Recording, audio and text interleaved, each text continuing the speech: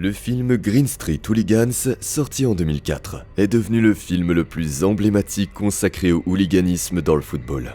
Presque tous ceux qui l'ont vu se sont posé la question suivante. Ces types ont-ils vraiment existé ? Je ne souhaite pas vous décevoir, mais non, ils n'existaient pas. Cependant, les créateurs du film se sont bel et bien inspirés d'une sous-culture réelle et d'événements authentiques liés à ce phénomène. Après avoir étudié en profondeur l'histoire du football anglais, nous sommes aujourd'hui prêts à vous présenter les principales caractéristiques des hooligans de la bonne vieille Angleterre, ainsi que ceux qui ont pu inspirer les personnages principaux du film. Découvrez la véritable histoire derrière les Green Street Hooligans, du mauvais côté de la loi.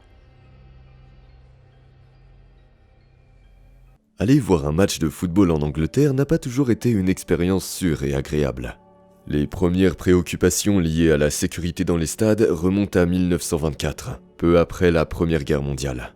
À l'époque, un rapport a été présenté à la Chambre des communes du Parlement britannique au sujet de la finale de la FA Cup en 1923, Bolton contre West Ham. Ce n'était pas un match ordinaire, c'était la toute première rencontre disputée dans le tout nouveau stade de Wembley, alors le plus grand du pays. Le problème, c'est que le stade venait à peine d'être terminé. Les derniers travaux s'étaient achevés 4 jours avant le match, et il semble que personne n'avait anticipé l'engouement qu'il susciterait. Il était impossible d'acheter un billet à l'avance, car il fallait payer à l'entrée. En conséquence, les tribunes, qui pouvaient accueillir au maximum 127 000 personnes, ont été remplies par 240 000 à 300 000 spectateurs. Bien entendu, tout le monde n'a pas pu trouver de place dans les tribunes, et certains supporters se sont retrouvés sur le terrain. La police montée a tenté de repousser les supporters hors du terrain, mais cela a provoqué une bousculade. Environ 900 personnes ont été touchées, et c'est un miracle que personne n'ait trouvé la mort. Le roi George V a personnellement assisté à tout ce chaos depuis les tribunes.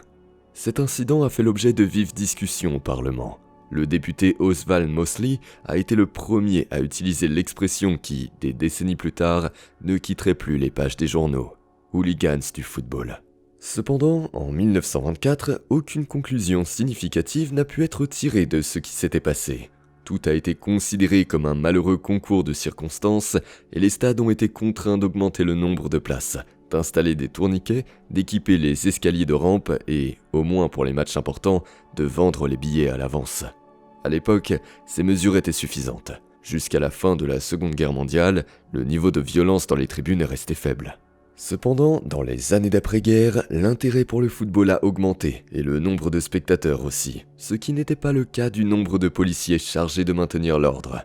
Mais le gouvernement n'a pris aucune mesure systématique, il était occupé par d'autres problèmes.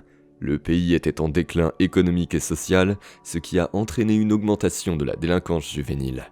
La Grande-Bretagne a été submergée par une vague de gangs d'adolescents qui se battaient régulièrement entre eux. Jusqu'au milieu des années 60, la société anglaise n'avait pas de problème particulier de violence dans les stades. De plus, on considérait que les supporters anglais étaient plus calmes et plus respectueux des lois que leurs homologues d'Europe continentale. Cependant, l'opinion publique a rapidement changé. Tout a commencé le 6 novembre 1965, lorsque Millwall a affronté une autre équipe londonienne, Brentford. Aucune émeute n'était prévue lors de ce match et l'ambiance était calme, voire assoupie, jusqu'à ce qu'une grenade soit lancée depuis les tribunes sur un groupe de supporters de Millwall sur le terrain. Quelques minutes plus tard, la police découvrit qu'il ne s'agissait que d'une grenade factice, mais la panique, elle, était bien réelle. La presse était indignée, l'Angleterre devait accueillir la Coupe du Monde dans 1 an. Les journaux ont publié plusieurs articles avec des titres éloquents « Écrasez ces salauds, fouettez-les », etc. Mais le public s'est rapidement calmé. Car, répétons-le, à cette époque, le niveau de danger dans les tribunes d'un stade de football n'était pas différent de celui d'un hippodrome ou d'un pub un vendredi soir. De plus, il n'y avait pratiquement pas d'émeutes en raison du prix élevé des billets de train. Les supporters n'avaient pas les moyens de suivre leur équipe favorite dans une autre ville. De petits affrontements localisés éclataient uniquement lorsque des équipes de district ou de villes voisines s'affrontaient. La police pouvait facilement gérer ce niveau d'agressivité. Cependant, tout a changé en 1967, lorsque Manchester United est venu à East London pour affronter West Ham, accompagné de plusieurs milliers de supporters. MU se battait pour le titre de champion d'Angleterre, et pour cela, il lui suffisait de remporter le match contre les Hammers. C'est pourquoi tant de supporters sont venus soutenir leur équipe. MU a remporté ce match sur un score de 6-1. Mais ce match est resté dans les mémoires en raison des émeutes qu'il a provoquées. Tout au long de la journée, des affrontements violents entre les supporters des deux équipes ont éclaté autour du stade Upton Park de West Ham. C'était le premier signe que le problème de la violence des supporters prenait de l'ampleur. Peu à peu, les supporters ont commencé à se déplacer de plus en plus pour suivre leur équipe. La plupart des supporters de football se rendaient au match à l'extérieur dans des trains de football, des trains spéciaux affrétés par les clubs auprès de British Railways. Quant au confort, il laissait à désirer. Wagons vétustes, compartiments de 8 places, couloirs étroits et courants d'air glacial en hiver. Les supporters expérimentés se souviennent plus tard que pendant la saison froide, dans ces trains, le plus important était de ne pas geler. La police appréciait ces trains car elle pensait pouvoir contrôler les déplacements des supporters à travers le pays. Cependant, même si elle pouvait contrôler leurs déplacements, elle était de plus en plus déconnectée des stades. À cette époque, dans les stades de football britanniques, il n'existait pas ce que nous appellerions aujourd'hui une section visiteur, c'est-à-dire une tribune ou un secteur spécialement clôturé où les supporters de l'équipe visiteuse pouvaient se rassembler.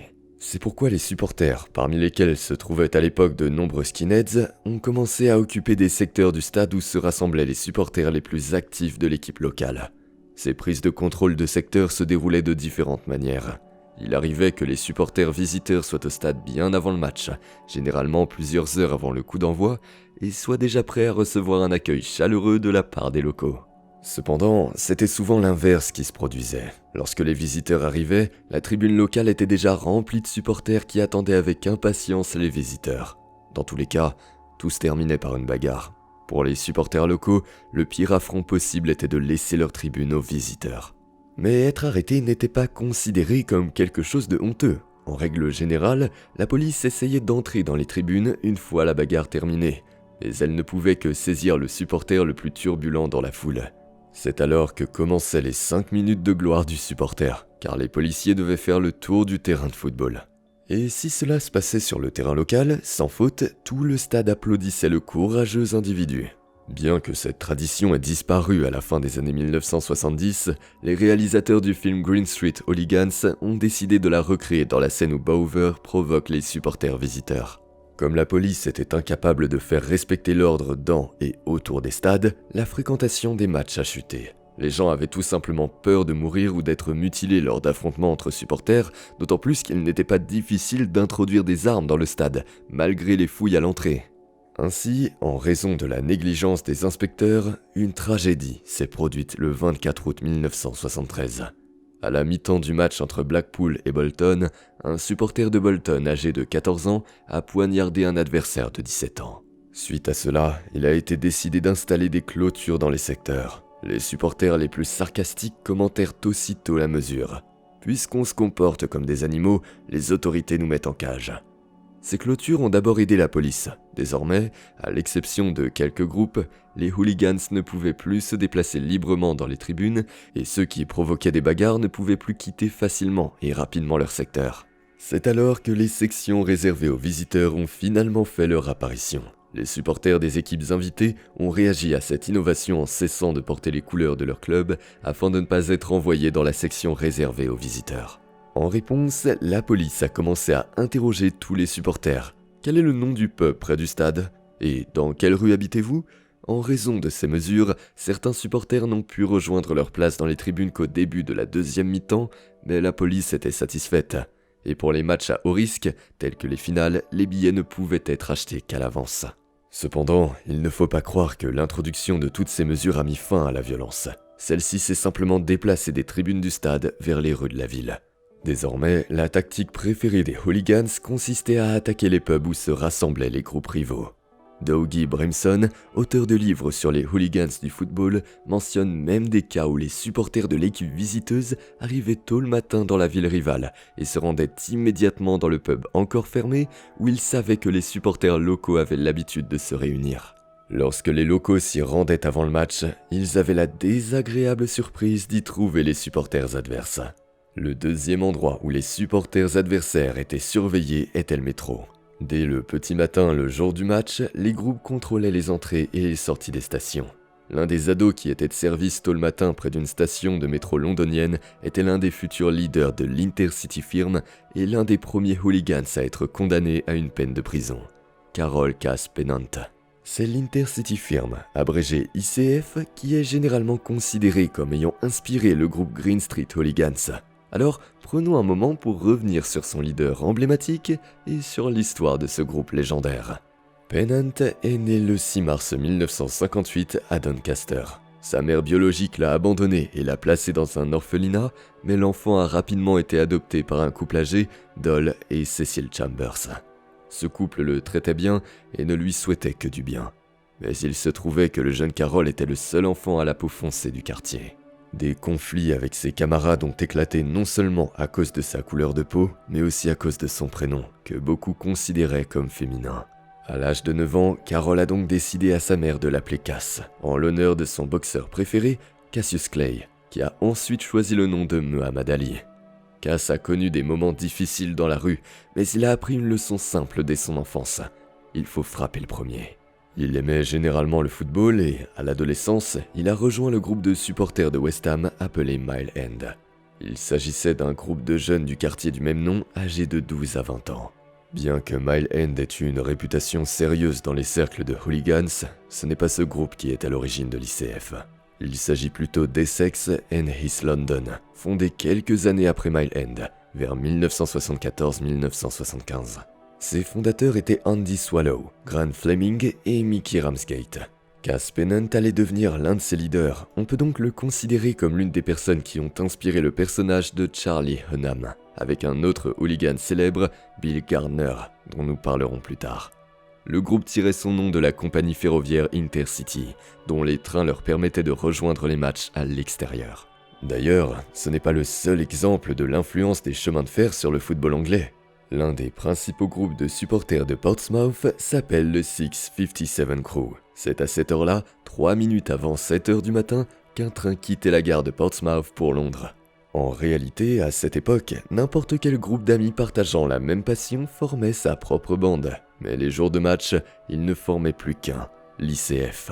Tous les membres des groupes avaient grandi dans le même quartier et, s'ils ne se connaissaient pas personnellement, ils s'étaient au moins déjà rencontrés quelque part auparavant. Il était donc presque impossible pour un parfait inconnu de faire partie d'un groupe, en particulier un Américain qui, comme le personnage d'Elijah Wood, venait en visite. Ces groupes se rendaient au match à domicile de West Ham, au stade d'Upton Park, ainsi qu'au stade d'autres clubs londoniens lorsque les Hammers y jouaient. Le stade de Den, où jouait Millwall, leur tenait particulièrement à cœur. La rivalité entre les supporters de ces deux clubs était particulièrement vive dans les années 1970. Dans les années qui ont suivi, les matchs entre les deux équipes étaient extrêmement rares, car Millwall a passé la majeure partie de son histoire dans les divisions inférieures. La raison de cette hostilité était principalement due à la proximité physique. Un autre sujet de dispute, d'un point de vue historique, était l'une des plus grandes grèves de l'histoire anglaise, qui a eu lieu en 1926.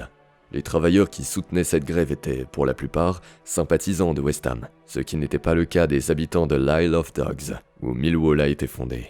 Par la suite, certains journalistes ont également tenté de lier la rivalité entre les supporters à un passé criminel. À titre d'exemple, ils ont attribué la guerre qui les opposait à d'autres résidents célèbres de l'East End, les jumeaux Cray, dont vous pouvez voir une vidéo sur notre chaîne, et les frères Richardson. Cependant, cette version nous semble peu plausible.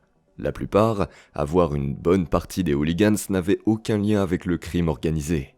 Après avoir obtenu son diplôme, notre propre Cass Pennant a longtemps travaillé comme ouvrier du bâtiment, un emploi qui lui permettait non seulement de gagner de l'argent, mais aussi d'avoir beaucoup de temps libre, qu'il consacrait à soutenir son club. Certes, Cass eut plusieurs démêlés avec la justice, mais jamais pour des motifs d'enrichissement personnel, rien à voir avec les crimes organisés.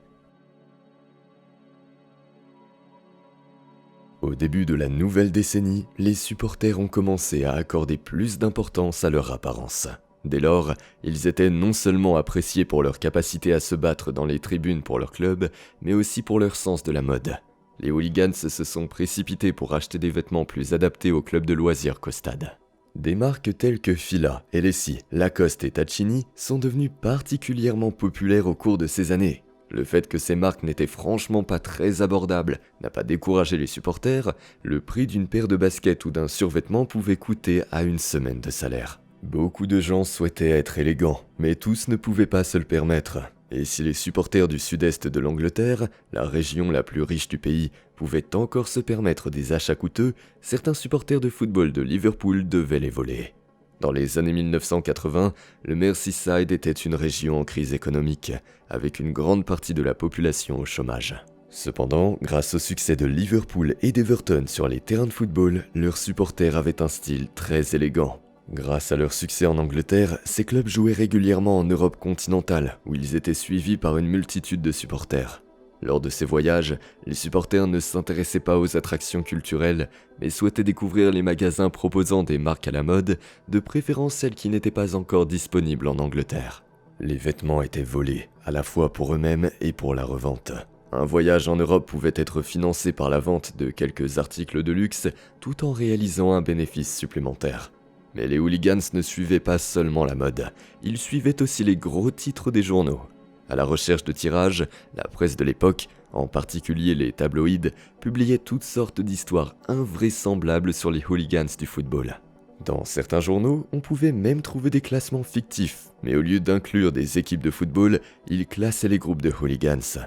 Et même si, très souvent, le classement de tel ou tel groupe dépendait uniquement du bon vouloir du journaliste, les hooligans prenaient ces gros titres très au sérieux. Par exemple, Cas Pennant détestait sincèrement les supporters de Chelsea parce qu'ils faisaient régulièrement la une des journaux. Au début des années 80, la vie autour du football a considérablement changé. Si auparavant les bagarres étaient spontanées, les activités des hooligans étaient désormais mieux organisées. Personne ne souhaitait parcourir des centaines de kilomètres pour assister à un match de football ennuyeux sous la surveillance de la police, puis rentrer chez soi. Les bagarres ont donc commencé à être planifiées à l'avance. En règle générale, si le numéro de téléphone du chef d'un groupe était connu, on le contactait à l'avance pour convenir du lieu, de l'heure de la rencontre et du nombre de participants. Si l'on ne disposait pas de son téléphone, il fallait faire preuve d'ingéniosité. Certains groupes annonçaient dans les journaux qu'ils attendraient leurs adversaires à l'endroit convenu. Et lorsque aucun accord préalable n'était possible, on faisait appel aux scouts. Les scouts étaient généralement des adolescents discrets qui, les jours de match, étaient en service dans des endroits où l'on pouvait trouver des files d'attente avant le match. Gares, stations de métro et lieux de divertissement. Dès qu'il apercevait un groupe adverse, le scout devait se rendre le plus rapidement possible au téléphone le plus proche et informer son équipe du nombre et de l'emplacement des adversaires. Quant aux supporters visiteurs, qui espéraient parfois rencontrer l'adversaire le plus rapidement possible, ils ne cherchaient pas à se cacher autant. Il faut également noter que la police n'était pas en reste. Les policiers tentaient d'intercepter les supporters visiteurs dès leur arrivée à la gare. Ainsi, pour éviter de rester bloqués pendant des heures dans un cordon de sécurité, les supporters descendaient du train quelques stations plus tôt et tentaient de faire du stop jusqu'à la ville. Certaines organisations ont même commencé à voyager en minibus. Ce type de transport leur permettait d'arriver rapidement et confortablement dans la ville souhaitée, le seul inconvénient étant qu'après leur arrivée, ils devaient se garer dans un endroit très isolé, car les scouts pouvaient identifier leur comté d'origine grâce aux plaques d'immatriculation.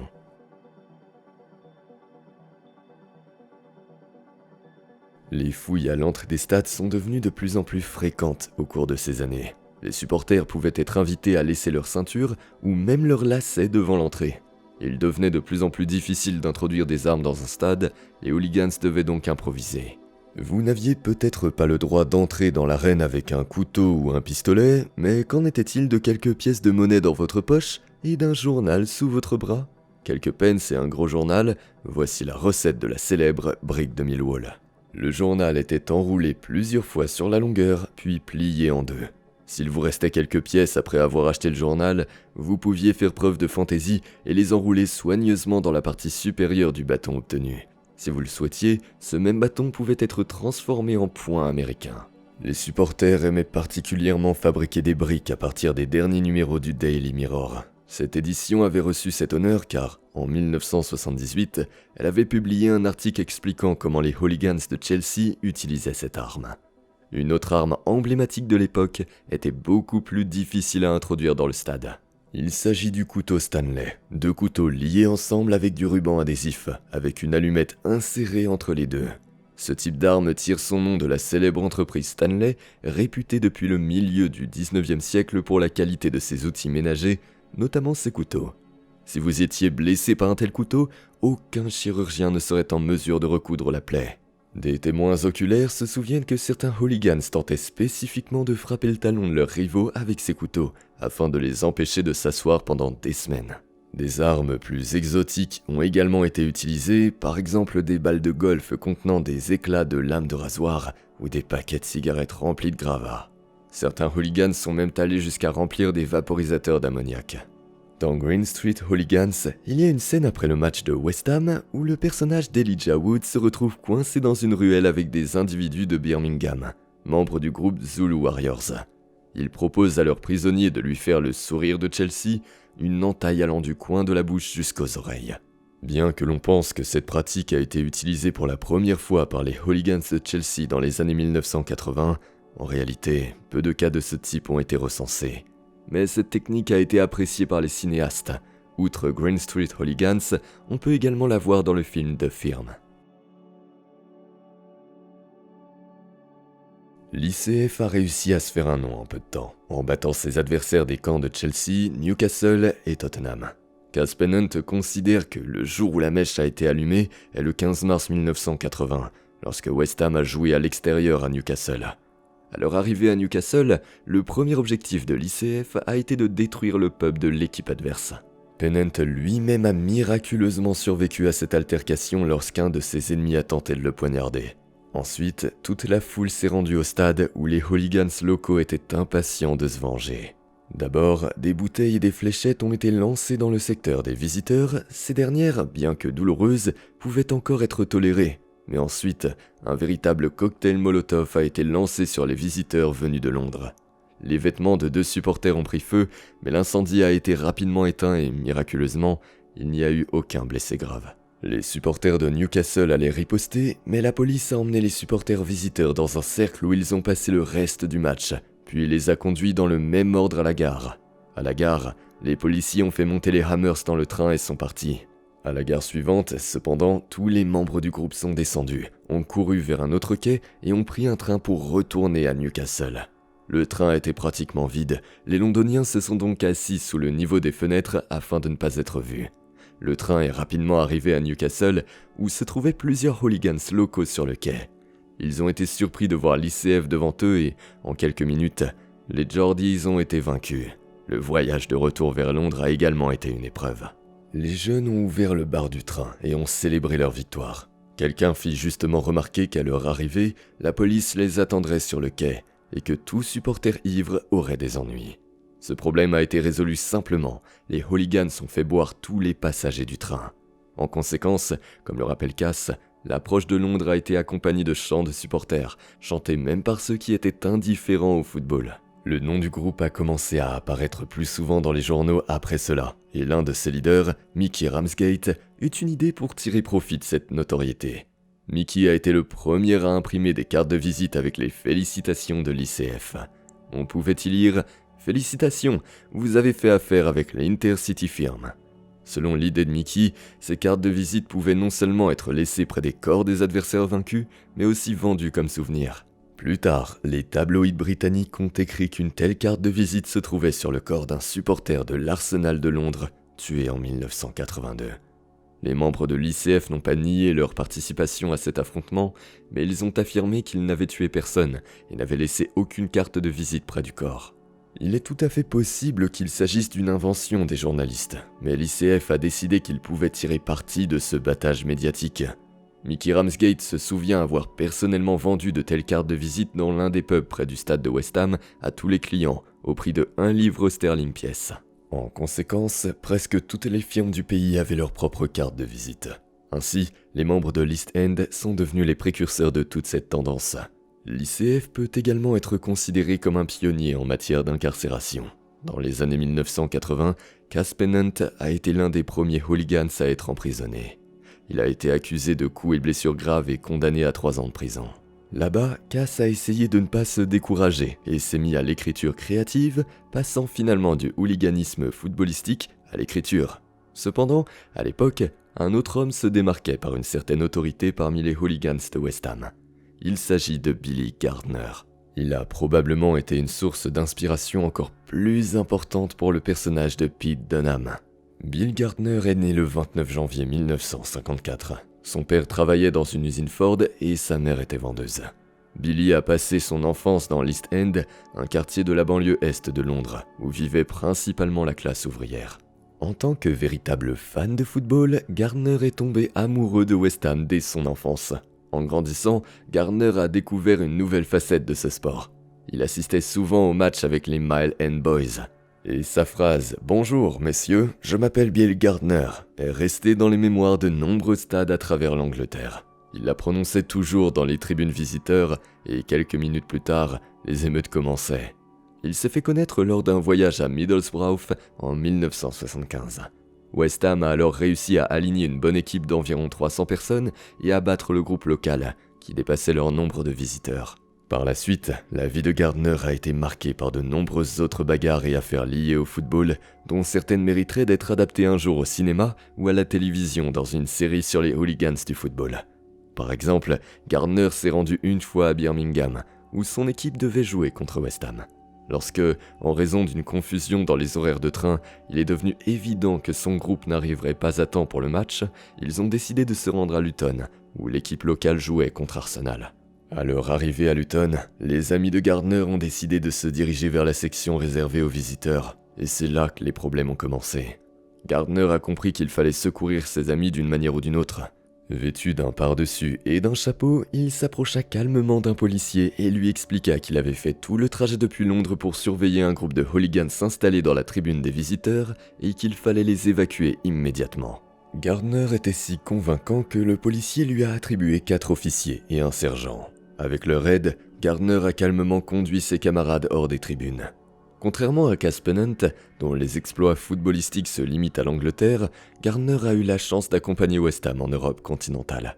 En 1981, l'équipe s'est retrouvée en quart de finale de la Coupe, opposant West Ham au Dynamo Tbilissi. Étant donné que lors du premier match à domicile, les Hammers avaient perdu 1-4 et qu'il n'y avait aucune chance réelle de passer au tour suivant, Gardner était déterminé à partir, à tel point qu'il souhaitait visiter l'Union soviétique. Cependant, le problème a été le suivant. Au travail, on lui annonça qu'il avait épuisé tous ses congés et n'avait plus droit à un seul jour de repos. N'importe qui aurait abandonné, mais pas Bill. Il décida de se procurer un arrêt maladie. Après avoir pris 6 comprimés de paracétamol, il s'est frappé la main avec un marteau. Il n'a pas réussi à se casser le bras du premier coup, il a donc dû s'infliger plusieurs coups supplémentaires. Lorsqu'il a entendu le craquement tant attendu de l'os, il a estimé qu'il avait au moins 1 semaine de congé maladie assuré. À l'hôpital, après avoir fait des radiographies, les médecins ont découvert que son bras était cassé à 6 endroits. Mais Bill ne s'est pas attardé sur ces détails et s'est empressé de faire ses valises. L'Union soviétique a rappelé à Billy ce qu'était le vrai froid, ainsi que ce que signifiait gagner beaucoup d'argent. À Tbilissi, où West Ham a d'ailleurs gagné 1-0, Gardner a réussi à gagner près de 40 livres grâce à la vente de vêtements et de petits objets divers, comme du chewing-gum. Cependant, tous les voyages à l'étranger n'étaient pas aussi agréables et instructifs. Gardner se souvient avec dégoût de son voyage à la Coupe du Monde 1982 en Espagne. Il faut noter qu'il ne s'y est pas rendu en tant que simple supporter. À l'époque, il travaillait à temps partiel dans une agence de voyage qui lui avait confié la tâche d'accompagner un groupe de supporters anglais en Espagne.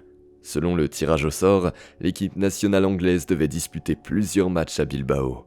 Les supporters ont décidé de séjourner à proximité dans un village appelé Zarotz, situé à 30 km. Les conflits avec les habitants ont commencé peu après leur arrivée. Gardner a d'abord dû gérer un incident entre plusieurs supporters de Tottenham et des proxénètes, qu'il appelle systématiquement les Argentins dans ses mémoires. Il ne faut pas oublier que quelques semaines avant la Coupe, le conflit entre la Grande-Bretagne et l'Argentine au sujet des îles Malouines venait de prendre fin. Les Basques locaux étaient pour la plupart du côté des Argentins, si bien que peu après le retour des Britanniques à leur hôtel, celui-ci a été attaqué par les habitants. Gardner a dû subir un véritable siège, au cours duquel, selon lui, l'hôtel a été bombardé par des séparatistes basques. Ce n'est qu'après l'arrivée du consul britannique que le conflit prit fin. Pendant ce temps, dans les stades de football anglais, la situation devenait de plus en plus ingérable. Au printemps 1985, il semblait que le monde entier s'était retourné contre les supporters anglais. Le 3 mars de cette année-là, le club londonien de Millwall jouait à l'extérieur contre Luton dans le cadre de la FA Cup, et le match s'est terminé par l'une des émeutes les plus violentes de l'histoire du football britannique. 31 policiers ont été blessés cette nuit-là, et plusieurs dizaines de personnes ont été arrêtées. Apparemment, personne n'a même essayé de compter le nombre de supporters blessés. Le stade a été tellement vandalisé qu'il a rapidement dû être fermé pour être reconstruit. Les hooligans de Millwall se sont surpassés. Ils ont arraché tous les sièges, démantelé les clôtures et lancé des couteaux sur le gardien de but de Luton. Avec beaucoup de difficultés, la police a réussi à expulser les hooligans du stade, mais les émeutes n'ont pas cessé. Au contraire, elles ont repris de plus belle, mais cette fois, dans les rues de la ville. Cette nuit-là, de nombreuses voitures ont été incendiées et des vitrines de magasins ont été brisées. Mais si cet incident pouvait encore être attribué au manque de préparation des forces de l'ordre locales, 2 mois et demi plus tard, toute l'Europe a pu constater la force destructrice des hooligans anglais et le peu de mesures prises en Angleterre pour les contenir. Le 29 mai 1985, dans la capitale belge, Bruxelles, au stade du Heysel, la finale de la Coupe d'Europe devait opposer la Juventus de Turin à Liverpool, en Angleterre. À l'époque, le stade du Heysel était une vieille ruine avec des tribunes délabrées et des briques qui tombaient, ce qui en faisait une excellente source d'armes pour ceux qui aimaient lancer des projectiles sur les supporters adverses. Le responsable de la sécurité du stade n'avait pas pris la peine d'assister à l'un des événements prévus et il était facile de se procurer de l'alcool à proximité du stade. Liverpool et la Juventus avaient vendu environ 10 000 billets chacune, mais le nombre de supporters de football venus à Bruxelles dépassait largement la capacité d'accueil du stade. Quelques heures avant le coup d'envoi, les supporters ont commencé à affluer vers le stade. Dans l'enceinte du stade, les supporters anglais occupaient 2 secteurs, dont l'un était adjacent à celui où se trouvaient les spectateurs neutres et les supporters de la Juventus. En réalité, ce secteur était censé être totalement neutre. Mais les supporters de football locaux, ayant lu dans les journaux des articles sur les hordes d'Anglais en colère, ont renoncé au match et les billets disponibles ont été vendus à moitié prix aux Italiens en visite. L'époque où un billet pour la finale de la Ligue des Champions coûtait plus cher que le bras. 1 heure avant le coup d'envoi, des émeutes ont éclaté dans le stade. Les supporters de Liverpool étaient séparés du secteur par une petite barrière métallique qui, selon des témoins présents, un poulet aurait facilement pu franchir. Les Anglais ont facilement franchi cette barrière et ont commencé à bousculer les Italiens et les Belges. Certains supporters se sont précipités sur le terrain, tandis que d'autres se sont entassés à l'autre bout de la tribune qui n'a pas supporté le poids et s'est effondré. 39 personnes ont perdu la vie.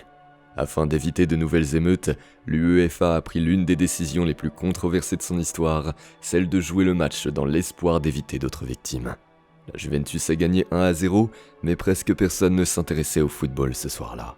Les événements du Heysel déchaînèrent une réaction conservatrice au Royaume-Uni. 2 jours seulement après la tragédie, alors que l'enquête n'était même pas encore lancée, le président de la Fédération anglaise de football, Bert Millichip, a déclaré que tous les clubs anglais cesseraient de participer à la Coupe d'Europe la saison suivante.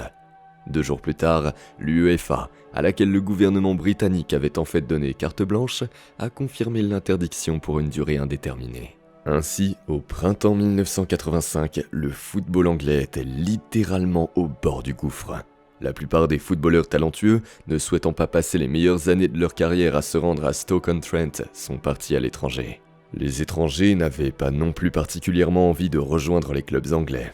Tout cela a conduit à une baisse de la fréquentation moyenne des stades, qui est passée sous la barre des 20 000 spectateurs lors de la saison 85-86. Elle n'avait pas été aussi faible depuis la Première Guerre mondiale.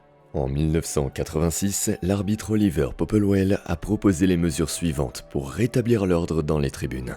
La recommandation la plus importante était d'installer des caméras de vidéosurveillance et de permettre à la police de poursuivre les hooligans sur la base des enregistrements vidéo. Cela peut paraître difficile à croire, mais auparavant, les enregistrements vidéo n'étaient pas considérés comme des preuves par les tribunaux britanniques et, d'une manière ou d'une autre, les fauteurs de troubles ne pouvaient être arrêtés que sur les lieux du crime ou en obtenant le témoignage d'un témoin. Les clubs ont été contraints d'investir dans la rénovation des stades. Selon Popplewell, beaucoup d'entre eux étaient dans un état si déplorable qu'ils incitaient les supporters à la violence, ne leur offrant même pas un confort minimal. Cependant, Popplewell considérait que l'outil le plus important serait un système de cartes de club et d'abonnements saisonniers. Les supporters laissant leurs coordonnées personnelles lors de l'achat d'un abonnement saisonnier, cela permettrait d'identifier rapidement un fauteur de troubles si nécessaire. La police ne restait pas non plus les bras croisés. Après avoir reçu des instructions fermes du gouvernement, elle décida d'en finir une bonne fois pour toutes avec les groupes de hooligans. À cette fin, elle infiltra des agents secrets dans ces groupes. Cela conduisit à une série d'arrestations de leaders de groupe. Le gouvernement ne comptait pas s'arrêter là et renforça la législation. En conséquence, le nombre d'incidents diminua au cours des saisons suivantes. L'ICF se sentait assez confiant dans ce nouveau contexte. Contrairement à la croyance populaire, aucun policier infiltré n'a jamais réussi à s'introduire dans les rangs du groupe. Le seul étranger à avoir réussi à accéder à l'ICF à cette époque était le cinéaste Jan Stuttard. Il a eu l'idée de réaliser un film consacré aux hooligans du football qui pourrait montrer au public dans le monde le fanatisme footballistique. Au départ, il souhaitait réaliser un film sur les hooligans de Millwall, mais son ami, le journaliste John Taylor, avait déjà interviewé Cass Pennant. Il a donc décidé de réaliser un film sur l'ICF. Cass a approuvé l'idée, mais a averti Jan qu'il prenait un risque considérable. Finalement, Jan a passé 6 mois complets avec l'ICF. Dans le film Green Street Hooligans, les personnages principaux ont appris que Matt Buckner étudiait pour devenir journaliste, ont paniqué et ont considéré ses notes de journal intime comme un brouillon pour un futur article, mais la réalité était différente. Jan Stuttard se souvient que les dirigeants de l'ICF, y compris Cass, avaient une caractéristique intéressante. Ces individus, toujours prêts à aider en donnant des explications et des précisions, savaient disparaître du champ de la caméra juste avant le début du tournage. Et bien qu'au début, il n'ait emporté qu'un appareil photo avec lui aux réunions, après un certain temps, lorsque les membres de l'entreprise se sont habitués à lui, il a commencé à filmer ce qui se passait avec une petite caméra vidéo. Dans l'ensemble, Jan a pu voir beaucoup de choses pendant son séjour au sein du club, et 1 heure ne suffirait pas pour énumérer tout ce qui s'est passé.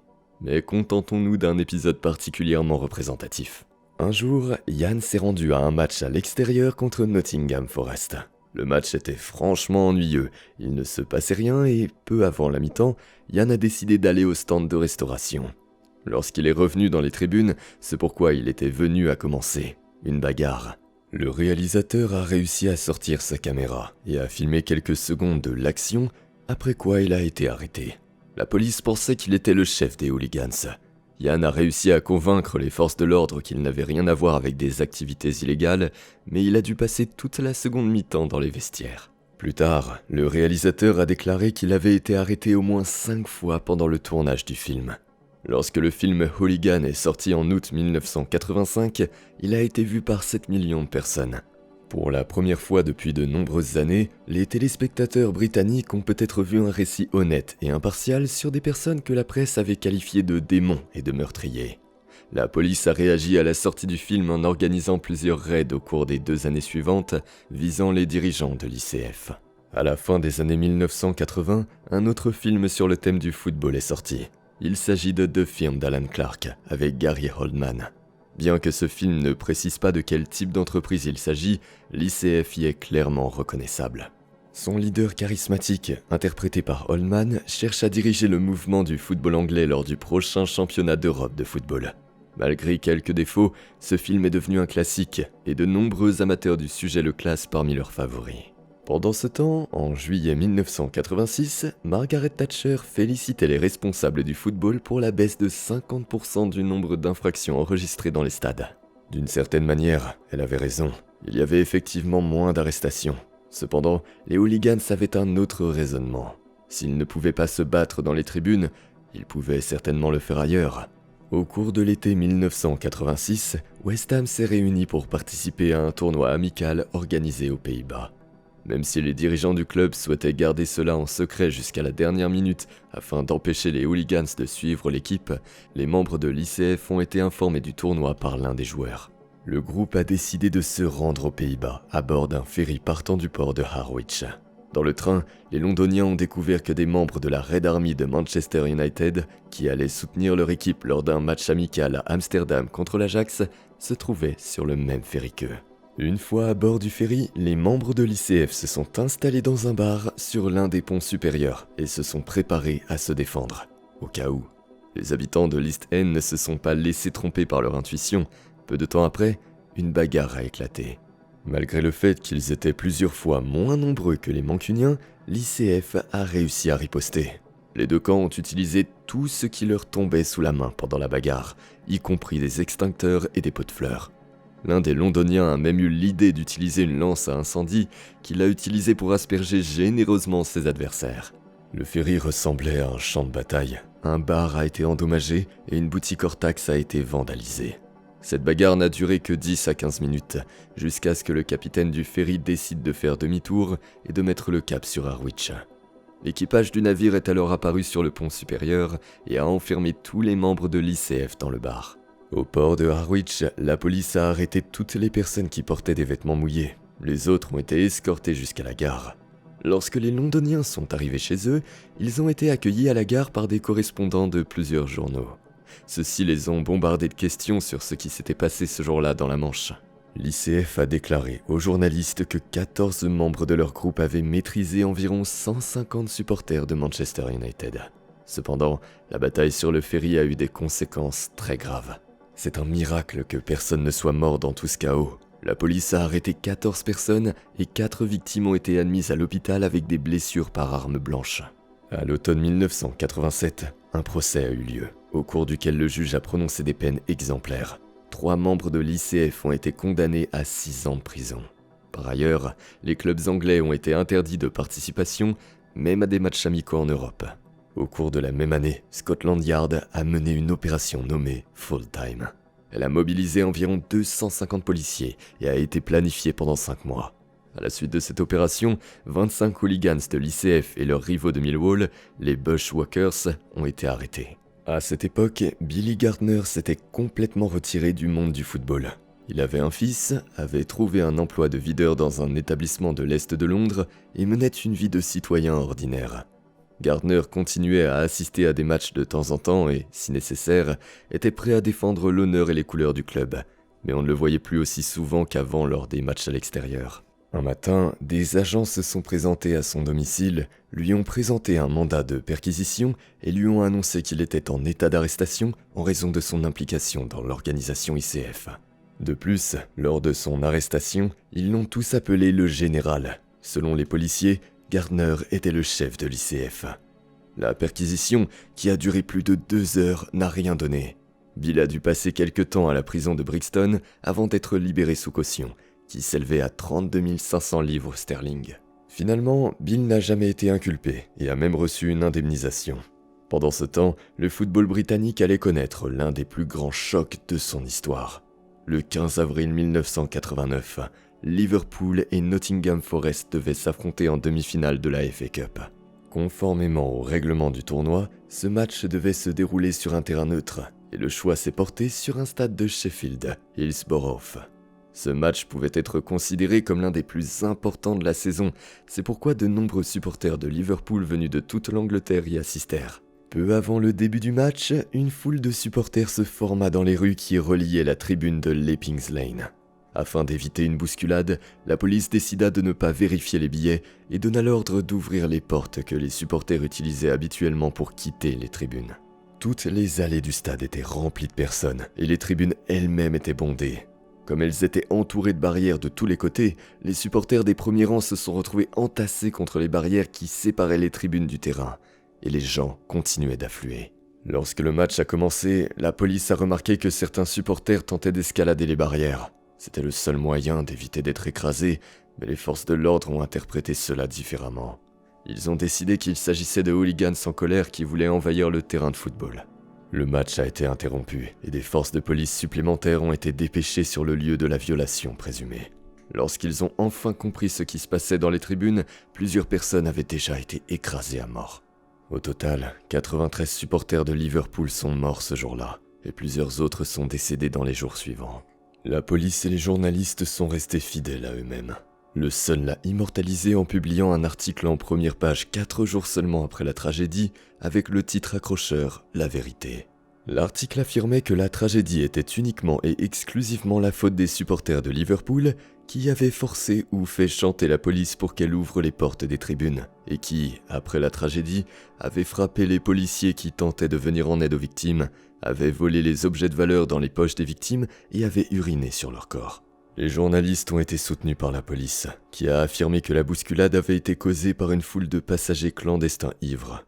Ce n'est que plusieurs années plus tard, en 2012, qu'une nouvelle enquête a révélé qu'il n'y avait aucune preuve de la culpabilité des supporters et que la première enquête avait été largement fabriquée de toutes pièces pour protéger la police. Quant au Sun, à ce jour, de nombreux habitants de Merseyside ne le lisent même pas. Dans un impressionnant rapport de 395 pages publié en 2012 sur la tragédie de Hillsborough, on ne trouve qu'une seule photographie en couleur. Elle montre une Margaret Thatcher morose et son attaché de presse Bernard Ingham dans les tribunes de Hillsborough au lendemain de la tragédie. Ce rapport n'accuse pas formellement Thatcher ni ses ministres, mais il dessine un tableau bien plus complexe des décisions et des dysfonctionnements qui ont conduit à la catastrophe. Il est apparu clairement que les mesures prises par le gouvernement en 85 avaient été mal orientées. Le problème du football anglais ne venait pas seulement des hooligans, mais aussi de la police, qui considérait tous les supporters comme des voyous. Sans admettre ses erreurs ouvertement, le gouvernement a pris une série de mesures supplémentaires.